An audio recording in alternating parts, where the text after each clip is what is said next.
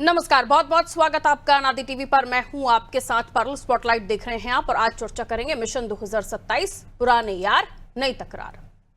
UP में 2027 का चुनाव अभी दूर है, लेकिन सियासत की बिसात अभी से बिछने लगी है और इस बिसात पर एक बार फिर सामने आ गया है समाजवादी पार्टी और राष्ट्रीय लोकदल का पुराना रिश्ता।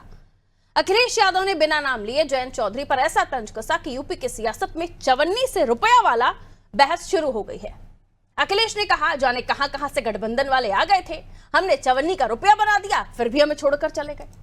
अब सवाल यह है कि अखिलेश को जयंत चौधरी की याद अभी क्यों आई है?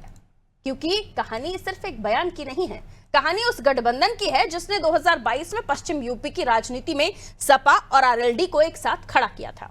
2022 के विधानसभा चुनाव में सपा और आरएलडी ने 7 चुनाव लड़ा था। आरएलडी को 33 सीटें मिली थी, उन्हें 8 सीटों पर जीत दर्ज की। 2017 में सिर्फ एक विधानसभा सीट जीतने वाली आरएलडी 2022 में 8 सीटें जीत गई।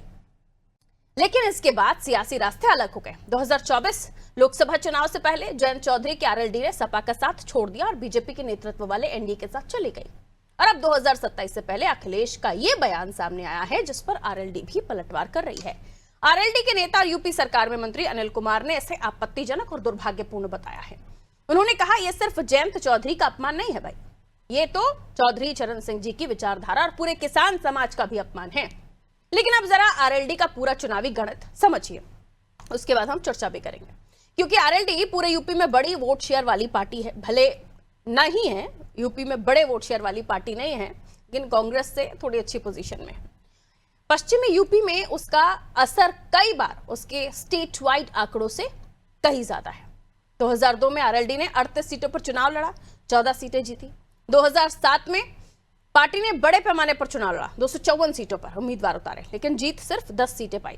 2012 में 46 सीटों पर चुनाव लड़कर आरएलडी ने 9 सीटें जीती। 2017 में पार्टी का ग्राफ सबसे नीचे चला गया, 277 सीटों पर चुनाव लड़ने के बावजूद सिर्फ 1 सीट मिली। और 2022 में जब सपा के साथ गठबंधन हो गया तो 33 सीटों पर चुनाव लड़ा और 8 सीटें जीत ली। यानी आरएलडी का चुनावी गणित एक बात साफ करता है, इस पार्टी की ताकत पूरे यूपी में वोट फैलाने से ज्यादा अपने प्रभाव वाले इलाके में वोट को सीट में बदलने की रही है। और उन इलाकों का नाम है पश्चिम यूपी, जहां जाट राजनीति, किसान राजनीति, चौधरी चरण सिंह की विरासत और मुस्लिम वोट बैंक का समीकरण चुनावी नतीजों पर असर डालता है। यही वजह है कि आरएलडी का वोट शेयर भले करीब 30% के आसपास दिखाई दे, लेकिन पश्चिमी यूपी की कई सीटों पर इसका राजनीतिक वजन कहीं ज्यादा हो जाता है। अब सवाल 2027 का है कि अखिलेश का यह हमला सिर्फ पुराने गठबंधन की नाराजगी है या फिर सपा ये संदेश देना चाहती है कि पश्चिमी यूपी में जयंत के बिना भी अपना सामाजिक समीकरण मजबूत कर सकती है। और दूसरी तरफ सवाल आरएलडी से भी, या बीजेपी के साथ उसका गठबंधन 2027 में भी कायम रहेगा? क्योंकि मुकाबला सिर्फ ये नहीं है कि आरएलडी कितनी सीटें जीतेगी, असली सवाल ये भी है कि पश्चिमी यूपी में आरएलडी का प्रभाव वाला वोट किसके साथ जाएगा। क्योंकि यूपी की राजनीति में कभी कभी पूरे प्रदेश का वोट प्रतिशत छोटा होता है, लेकिन कुछ सीटों पर वही छोटा वोट सरकार बनाने और बिगाड़ने का बड़ा खेल कर देता है। तो सवाल सीधा है, अखिलेश की चवन्नी वाली सियासत सिर्फ जयंत पर तंज है या 2027 के पश्चिमी यूपी की बड़ी राजनीतिक लड़ाई का ट्रेलर? इसी पर आज चर्चा करेंगे, लेकिन इस पर कुछ बयान है, प्रतिक्रिया है, वो सुन लीजिए। जाने कहां से आ गए थे गठबंधन वाले, हम लोगों ने चवन्नी का रुपया बना दिया, तब भी हमें छोड़ के चले गए। अखिलेश यादव जी द्वारा माननीय जयंत चौधरी जी पर जिस तरीके की ओछी टिप्पणी की गई है, यह अत्यंत दुर्भाग्यपूर्ण और निंदनीय है। अखिलेश यादव जी आपके पिता मुलायम सिंह चौधरी चरण सिंह जी के चरणों में बैठ के राजनीति सिखा करते थे और चौधरी साहब ने उनका हाथ पकड़ के उनको नेता बनाने का काम किया था। वहीं आपके पिता ने चौधरी अजीत सिंह जी को 1989 में धोखा देके मुख्यमंत्री की कुर्सी हथियाई थी और आज आप हम पे एहसान जता रहे हैं। पश्चिम उत्तर प्रदेश में कदम नहीं रख सकते थे आप मुजफ्फरनगर दंगों के बाद, परंतु राष्ट्रीय लोकदल के साथ गठबंधन होने के कारण पश्चिम उत्तर प्रदेश की जनता ने आपको वोट दिया, आपके विधायक वहां से जीत के आए राष्ट्रीय लोकदल के बदौलत, और आज आप हमको एहसान जता रहे हैं। गठबंधन धर्म निभाना अगर आपको नहीं आता है तो इस तरीके की ओछी टिप्पणी करके कम से कम हमको शर्मिंदा ना करें कि हमने आपके साथ गठबंधन किया। देखिए, जहां तक सवाल समाजवादी पार्टी और उसके सहयोगियों का है, तो समाजवादी पार्टी ने हमेशा अपने सहयोगियों को सम्मान देने का काम किया है। और जयंत चौधरी जी का जो सवाल है, तो अगर जयंत चौधरी जी का नाम आप सोशल मीडिया पे सर्च कीजिएगा तो सबसे पहले एक वीडियो आएगा कि भारतीय जनता पार्टी की सरकार में उनको लाठियों से पीटा जा रहा है और वहीं दूसरी तरफ जब वो समाजवादी पार्टी के साथ गठबंधन में आ गए तो समाजवादी पार्टी ने उनको राज्यसभा भेज के सम्मान देने का काम किया था, क्योंकि समाजवादी पार्टी चौधरी चरण सिंह जी की विरासत को आगे बढ़ा रही है। समाजवादी पार्टी ने हमेशा उनको मान सम्मान दिया है, लेकिन उनका ये खुद का बयान है कि वो चवन्नी नहीं है जो पलट जाएंगे। तो अब समाजवादी पार्टी ने तो उनको रुपया बना दिया था, तो फिर वो क्यों पलट गए? इसका बयान तो आपको उन्हीं से लेना चाहिए कि वो आखिर चाहते क्या है। देखिए, जहां तक विषय अगर बात कर जाए अखिलेश यादव जी के बयान की, तो मैं समझता हूं बहुत ही दुखद है, निंदनीय है, और इस प्रकार का बयान अखिलेश यादव जी को किसी रूप में नहीं देना चाहिए था। जयंत चौधरी जी के विषय में, वो केंद्रीय मंत्री हैं, उनके पिताजी चौधरी अजीत सिंह साहब आज हम सबके बीच नहीं है, लेकिन उनके द्वारा भी निरंतर काम किया गया जनसेवा के लिए। और अगर चरण सिंह जी की बात कर ली जाए विशेष रूप से, तो किसान मसीहा पूर्व प्रधानमंत्री स्वर्गीय चरण सिंह जी ने जिस प्रकार से काम किया, और नेताजी स्वर्गीय मुलायम सिंह यादव जी भी जिस प्रकार से चरण सिंह जी के सानिध्य में आगे बढ़े, तमाम सारी चीजें हुई, सबको मालूम है, स्पष्ट है। तो बावजूद इसके इस प्रकार का बयान देना मैं समझता हूं बहुत ही दुखद है और किसी रूप में सही नहीं है। और अखिलेश यादव जी भी उत्तर प्रदेश के पूर्व मुख्यमंत्री हैं, समाजवादी पार्टी के राष्ट्रीय अध्यक्ष हैं, सांसद हैं, पढ़े लिखे हैं, समझदार हैं, और इस प्रकार के बयान की उनसे किसी ने किसी रूप में उम्मीद नहीं की थी। अगर उन्होंने दिया है तो ये बहुत दुखद है। चवन्नी से रुपया बना दिया, फिर भी छोड़कर चले गए। ये दुख है, ये राजनीतिक तंज जिसके मुनाफे की उम्मीद शायद अखिलेश जी को हो। मिलिए उन मेहमानों से जो हमारे साथ चर्चा में जुड़ रहे हैं, आगे समझने की कोशिश उन्हीं से करेंगे। रत्नेश मिश्रा जी भारतीय जनता पार्टी से जुड़ रहे हैं, स्वागत कर रही हूं सर। नसीम खान जी प्रवक्ता है समाजवादी पार्टी से जुड़ रहे हैं, बहुत बहुत स्वागत सर। मयंक त्रिवेदी जी प्रवक्ता है आरएलडी से हमारे साथ जुड़े हुए, मयंक जी आपका भी स्वागत करती हूँ। डॉक्टर रवि प्रताप सिंह जी प्रवक्ता है कांग्रेस से हमारे साथ जुड़ रहे हैं, आपका भी बहुत बहुत स्वागत। सबसे पहले मयंक जी आप से शुरुआत कर रही हूँ, क्योंकि इतना बड़ा तंज कसा है अखिलेश जी ने कि आपको चवन्नी से रुपया बना दिया और आप तब भी छोड़कर चले गए। तो क्या वाकई अब आप रुपया हो गए हैं? और जब आप रुपया हो गए तो फिर छोड़कर क्यों गए अखिलेश जी को? वो तो यही पूछ रहे हैं। क्या समझा जाए उनके इस बयान को? और फिर इस बयान को आप क्यों चरण सिंह जी से, चौधरी जी से जोड़कर देख रहे, किसानों के अपमान से जोड़कर देख रहे?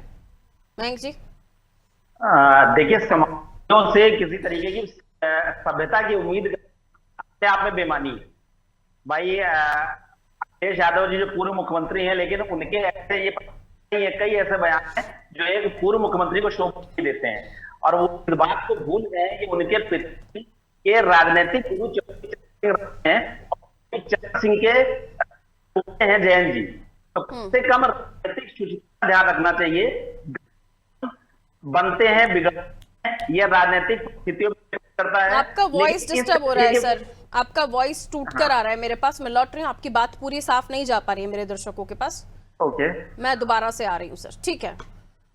समाजवादी पार्टी के पास लिए चलते हैं हमारे दर्शकों को, क्योंकि ये मामला ऐसा है कि अखिलेश जी ने जो बयान दिया है उसके कई मायने निकाले जा रहे हैं नसीम साहब, और ये पूछा जा रहा है कि किसका अपमान करने के लिए कहे हैं या फिर वाकई 2027 साधने के लिए ये बयान दे दिए हैं। चवन्नी थी तो 33 सीटें क्यों दी आपने, और चवन्नी से रुपया बन गया तो फिर वो छोड़कर चले क्यों गए आपको?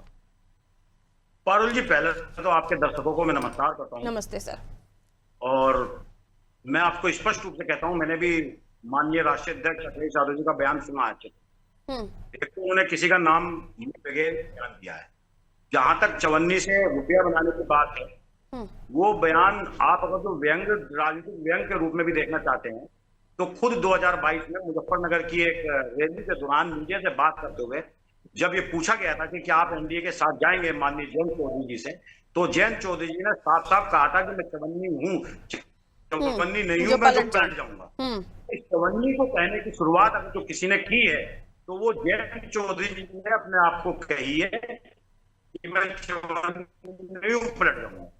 ये बात उन्होंने इस परिप्रेक्ष्य में कही थी, और माननीय राष्ट्रीय अध्यक्ष जी ने कहा है कि हमने जो हमारे साथ गठबंधन में आए थे, हमने चवन्नी से उन्हें रुपया बनाया, अब वो हमें छोड़ के चले गए।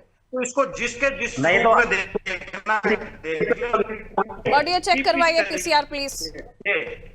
हमारी जो सोच है वो सभी को साथ लेके चलने वाली है, और माननीय चौधरी चरण सिंह जी की जो विरासत थी, जो चौधरी जयंत सिंह जी थे, उनको हमने साथ लिया। 733 सीटों में 8 सीट वो जीत करके आए, और जब राज्यसभा बनाने की बात आई तो माननीय अखिलेश यादव जी ने अपने परिवार से या अपनी पार्टी से किसी को राज्यसभा न बना करके खुद जयंत चौधरी जी को राज्यसभा में भेजने का काम, ये स्पष्ट नीति थी। ठीक है, लेकिन यह भी कहा जा रहा है कि जयंत चौधरी को समाजवादी पार्टी 2027 से पहले कम आंक नहीं रही, और आकलन करना भी गलत ही होगा आपके लिए, क्योंकि सीधे तौर पर आरएलडी का तो यह दावा है कि हम ना होते तो पश्चिमी यूपी में आप कदम नहीं रख पा रहे थे। जी नसीम जी, ओके नसीम जी, अभी फ्रीज है उनका फ्रेम, लौट रही हूं मैं आपके पास। रत्नेश जी आपके पास आ रही हूं, क्योंकि ये जो मामला है ये आरएलडी से जुड़ा हुआ और एनडीए में अभी आरएलडी शामिल है। क्या लगता है आपको, रुपया चवन्नी? पारुल जी, आपको और सभी साथी पैनलिस्टों को और देश की जनता को मेरी तरफ से जय श्री राम। जय श्री राम सर। देखिए पारुल जी, अखिलेश यादव जी को तो सबसे पहले ये समझना होगा कि राजनीतिक सहयोगी अठन्नी और चवन्नी नहीं हो, और कोई ना तो भारतीय लोकतंत्र में किसी को रुपया बना सकता है, ना कोई किसी को नेता बना सकता है। लोग रुपया बनते हैं, नेता बनते हैं जनता के वोट से, और जनता ही ये निर्धारित करती है कि किसको नेता बनाना है, किसको नहीं बनाना। और कहने को तो ये भी कहा जा सकता है कि अखिलेश यादव जी ये बात कह रहे हैं कि उनकी औकात खुद अठन्नी की नहीं है, वो खुद अठन्नी बने इधर उधर।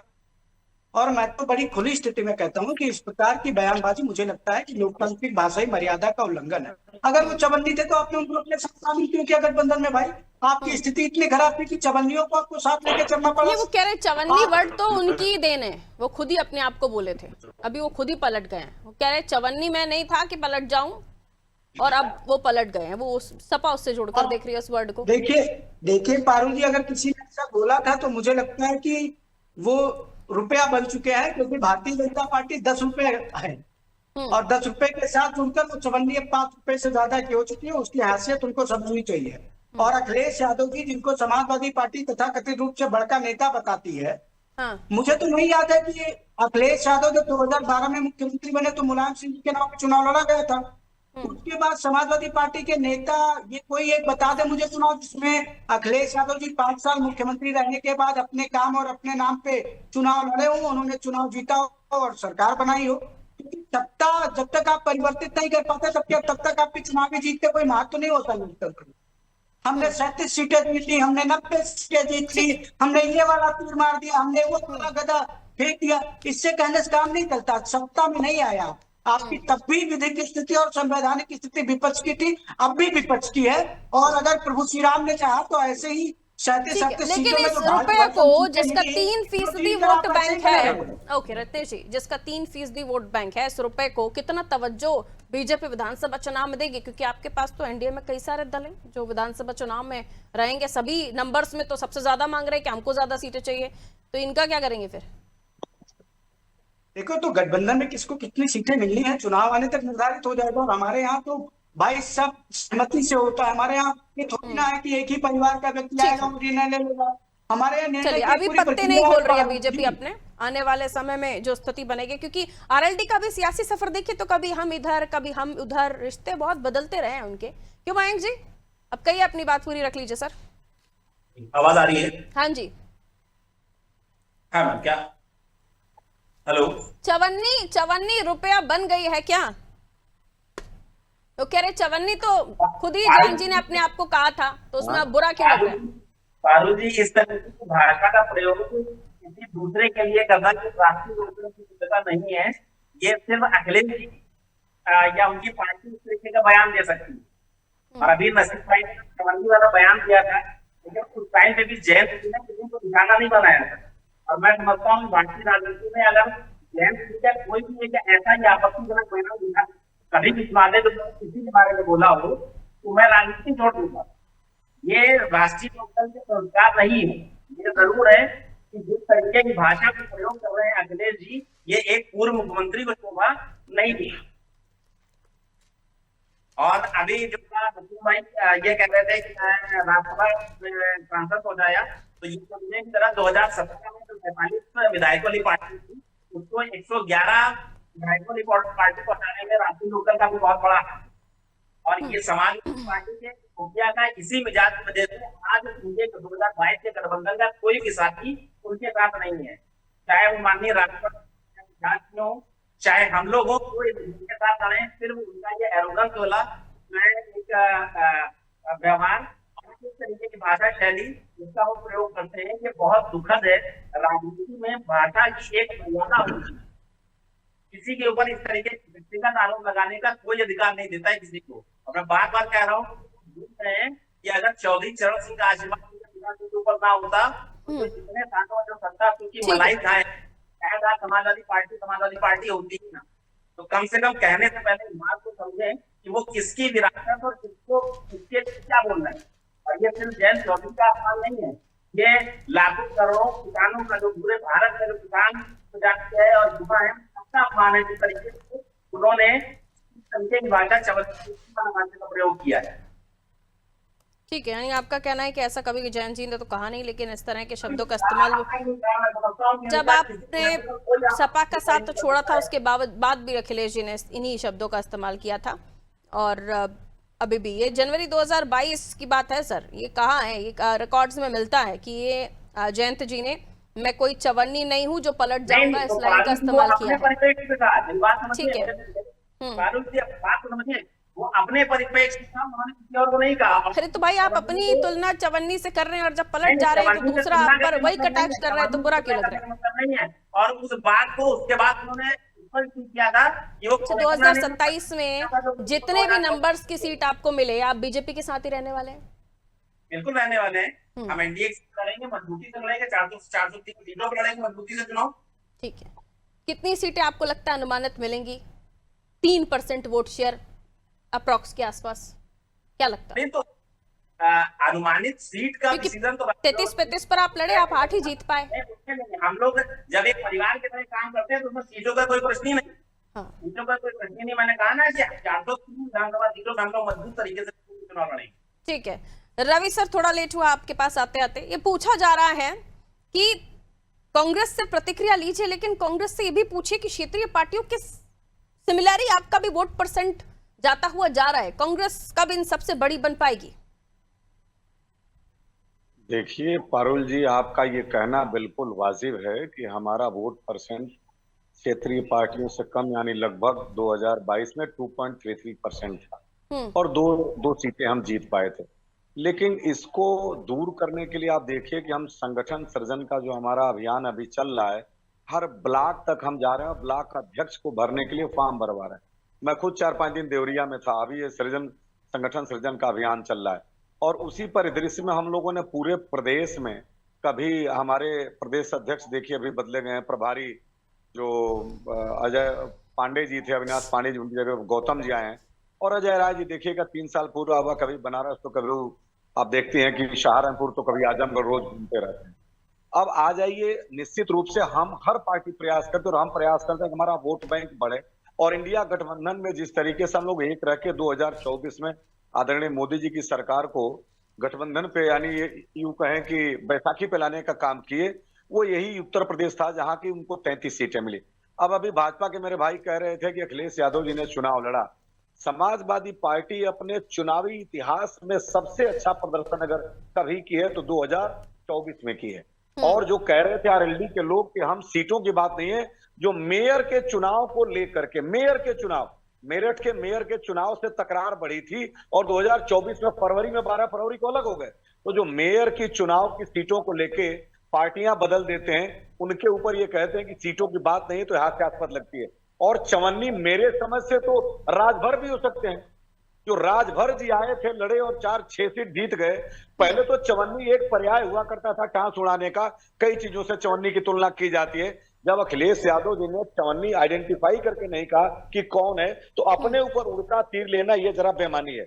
मेरे समझ से तो उन्होंने राजभर को कहा। अब वो चौधरी चरण सिंह जी किसान समाज का अपमान है ये? बिल्कुल नहीं, चौधरी चरण सिंह इस देश के शान थे, किसानों के मसीहा थे, भारत की तकदीर के निर्माण में इनका योगदान निश्चित रूप से मैं कहता हूँ। चौधरी साहब को सम्मान भारत रत्न देने का काम तो नहीं किया। वो भारत रत्न देना, भारत रत्न चौधरी साहब मयंक जी मेरी नजर में भारत रत्न से बड़े थे। मयंक जी मेरी नजर में चौधरी साहब का योगदान भारत में भारत रत्न से बड़ा है। चौधरी साहब के महिमा को कम मत कीजिए। दूसरी बात पारुल जी बस एक सेकंड, ये बताइए कि आप ये पूरे डिबेट के डिस्कोर्स को चौधरी जी तक घुमा के कहा जा रहा है, जो कुल आप कह रहे हैं कितनी सीटें होगा, इनके जितने गठबंधन के साथी हैं, वो चाहे अनुप्रिया पटेल हो, राजभर हो, संजय निषाद हो या जयंती हो, अभी 2 महीने 3 महीने पहले से सबके यहाँ छोटी छोटी बातें आ रही थी कि मैं 34 पे लड़ूंगा, मैं 44 पे लड़ूंगा, सीटें। मेरा एक छोटा सा पॉइंट, हमारे दामन में झांकने से बेहतर है कि अपने कुनबे को बचाइए। हमारा जो कुनबा है वो इंटैक्ट है। रत्नेश जी आंसर ओके, रिस्पांस कीजिए सर। ठीक, देखिए अभी आरपी सिंह जी कह रहे थे कि चौधरी चरण सिंह जी का जो पद था वो भारत रत्न से बड़ा था। इसका मतलब है वो ये मान रहे हैं कि चौधरी चरण सिंह का कद इंदिरा गांधी और नेहरू से बड़ा था, क्योंकि उनको पहले ही इन लोगों ने भारत रत्न दे दिया। तो ये तो धन्यवाद है कि इन्होंने इस बात को स्वीकार किया कि चौधरी चरण सिंह जी का कद इंदिरा और नेहरू से बड़ा था, और भारतीय राजनीति में इंदिरा और नेहरू से बड़े राजनीतिक चेहरे थे, बड़े किसान थे। ये मैं आप ही की बात से कह रहा हूँ, क्योंकि अगर भारत रत्न से नहीं बनता तो फिर भारत का इंदिरा के भारत रत्न रहेगा भाई। किसानों के मसीहा थे वो, किसानों के इस्तकबाल बनाया करते थे।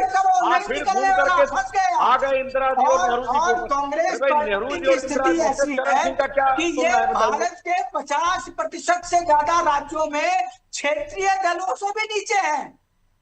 पहले अपना घर देखो भाई। ओके मयंक जी, एक छोटा सा आंसर मयंक जी का, उसके बाद नसीम भाई। ठीक है, ओके सर, ठीक है, बहुत लिमिटेड टाइम है मेरे पास, अभी ऑडियो डाउन कर रही हूँ। ठीक है मयंक जी, बहुत शॉर्ट सा आंसर दीजिए जी। तुमको समाजवादी पार्टी मयंक जी बोलिए सर। डिबेट की मर्यादा में रत्नेश भाई सर समय बहुत कम है, अभी डिबेट की मर्यादा बहुत लिमिटेड टाइम के लिए है जी। मयंक जी, आपके ऊपर आरोप लगाए हैं उन्होंने, मतलब कांग्रेस पार्टी इसे आप क्यों चरण सिंह चौधरी जी के ऊपर या किसानों के ऊपर लेकर जा रहे हैं? उन्होंने तो नाम ही नहीं लिया था। जो पार्टी राष्ट्रीय गीत का अपमान करती है उसके लिए मेरी भाषा सही होगी। जो राष्ट्रीय गीत का, ठीक है, अभी सबका ऑडियो डाउन कीजिए। मयंक जी बोलना शुरू कीजिए प्लीज। मयंक भाई बोलिए। जिनके पिताजी चौधरी चरण सिंह की उंगली पकड़ के राजनीति करना सीखे हैं, उनके सुपुत्र किस तरीके से बयानबाजी कर रहे हैं। जयंत चौधरी चरण सिंह का ही कौन है? इस बात को आप समझें कि अगर जयंत जी के बारे में बोला है तो इसका मतलब चौधरी चरण सिंह का अपमान। ठीक है, ये बात सिंपल से फिलॉसफी है। किसने कहा कि उन्होंने क्या अपनी बातों में फंस गए हैं? पश्चिमी यूपी में अगर चौधरी चरण सिंह जी के अपमान से जोड़ा जाता है, नसीम भाई तीनों का ऑडियो गिराइए, तो ये बताइए नसीम भाई, फिर तो आपके लिए दिक्कत हो जाएगी। पश्चिमी यूपी में कौन सी पार्टी ढूंढिएगा अब? पारुल जी बिल्कुल नहीं, एक मिनट नसीम भाई, ओनली नसीम भाई, अभी सेकंड टर्न उनका नहीं आया, आप दोनों से बात हो चुकी है मेरी। ठीक है, कहिए नसीम भाई। जी पारुल जी बिल्कुल नहीं। जहां तक आरएलडी के प्रवक्ता इस बात को कह रहे थे कि जयंत जी ने चवन्नी वाला बयान नहीं दिया, तो मैंने याद दिलवा दूं 2022 के चुनाव प्रचार के दौरान मीडिया से इस बात को कहा था। जहां तक बात है कि किसके साथ नफा है किसके साथ नुकसान है या कौन चौधरी चरण सिंह जी का वारिस है, 4 अक्टूबर 2020 को जब जयंत जी के ऊपर हाथरस में लाठी बरसाई गई थी, उसके बाद जयंत जी ने 8 अक्टूबर 2020 में मुजफ्फरनगर के अंदर एक रैली के दौरान कहा था कि ये लाठियां जयंत चौधरी के पीठ पर नहीं बरसाई गई, बल्कि ये लाठियां पश्चिम उत्तर प्रदेश के देश के किसानों की पीठ पर बरसाई गई हैं। तो किसानों की पीठ पर लाठियां बरसाने वाले लोगों के साथ आखिरकार कौन सी मजबूती थी? चौधरी जयंत सिंह उस पार्टी को छोड़ करके बैठ गए जिसने। राजनीति में कुछ भी अच्छा बुरा दुश्मन दोस्त नहीं होता है, और उत्तर प्रदेश में तो बेहतर तरीके से समझा जा सकता है। खैर, बहुत बहुत शुक्रिया आप सभी का हमारे साथ जुड़ने के लिए। पहले जिससे लाठी डंडे खाए आज उन्हीं के रिश्तेदार हो गए हैं, और जहां रिश्ते नाते पहले थे अब वो दुश्मन हो गए हैं। यही होता है उत्तर प्रदेश को देख लीजिए या अन्य राज्यों में, क्योंकि राजनीति में कोई स्थिरता नहीं होती दुश्मनी दोस्ती की। जहां जैसा अच्छा लगे, जहां जैसा मुनाफा लगे वहां चले जाइए। खैर, अब अखिलेश जी ने जो बयान दिया है उसको आरएलडी सीधा जोड़कर देख रही है चौधरी चरणजीत सिंह जी के अपमान के साथ और किसानों के अपमान के साथ। तो अगर इस नैरेटिव को सेट करने में आरएलडी कामयाब हो गई तो यहाँ पश्चिम यूपी में परेशानी हो सकती है अखिलेश जी की पार्टी समाजवादी पार्टी को, क्योंकि बार बार यही कहा जा रहा है कि एक मजबूत पार्टी, आप माने ना माने 2 से 3% वोट तो वो उठाती है पश्चिमी यूपी में खासतौर पर। बाकी जगह पर लड़े उसको बहुत ज्यादा इतना कुछ हासिल नहीं होता, लेकिन यहाँ उनका अच्छा खासा बड़ा वोट बैंक है। अब अगर यहाँ नुकसान हुआ तो इस नुकसान की भरपाई के लिए पहले से तैयारी क्या कर रहे अखिलेश जी? क्या यूपी की, पश्चिमी यूपी की कोई और पार्टी उनकी नजर में है, या फिर दाना यहीं डाला जा रहा है? और आने वाले समय में क्या होगा? इस 3% की वोट शेयर वाली पार्टी जो बिगाड़ भी सकती है, बना भी सकती है, इसको बीजेपी संभाल कर रख पाएगी? क्योंकि बीजेपी के साथ भी एनडीए में बहुत सारे दल हैं गठबंधन में, सबको उनके हिसाब से उनको मोबिलाइज करना ही पड़ता है सीटों के साथ। अब यहाँ पर इन्हें कैसे संभालेगी बीजेपी? और आरएलडी क्या वाकई बीजेपी के साथ ही आने वाला चुनाव लड़ेगी? देखने वाली बात होगी, क्योंकि चुनाव बहुत दूर है अभी, उससे पहले की सियासत गर्म है अभी। दीजिए इजाजत। नमस्ते।